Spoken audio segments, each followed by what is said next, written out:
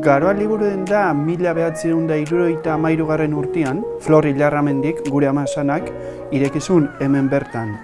Garai batean hau, aitonaren ardotegia zen. Ni neuk ere egin nun, antzeko gauza bat. Nire burua bilatu nahi hortan ospe egin nun, eta nik amari Londres bertan, liburu denda batean esan nion nola berarekin itzultzen nintzen, eta liburu denda hartuko nuen. Liburu denda hontan kontuan hartuta herriko liburu denda bat gehala, liburu ezberdina ditugu, hasi gaztetxonetik, fikzioa, poesia pixka bat, poltsiko liburuak, saiakera, baina orokorrean danetik pixka bat, azken finean herriak eskatzen duen hori nolabait eman egin behar zaiolako, ezta? Beti esan da pandemia garaian Netflix, Amazon eta antzeko aplikazio, antzeko gauzak igo egin direla. Baina liburuen kontsumoa ere igo egin da.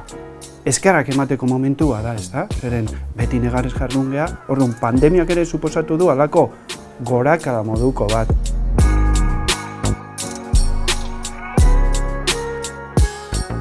Pandemian olatu hortan, nolabait behartu egin ginen webgune bat sortzera, eta pandemiako lehenengo hilabete hortan edo webgunea sortu genuen, eta dagoeneko handikan aurrera erosketak online egitea daude Garoan ere.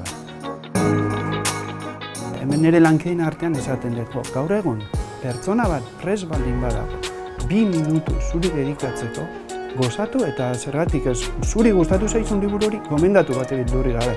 Zeren hori gomendatzen badezu eta gustatzen bazaio berriz etorriko da. Hori da gure algoritmoa, Amazonek edo beste gainontzeko webguneek erabili dezaketen haren kontra nolabait, ezta?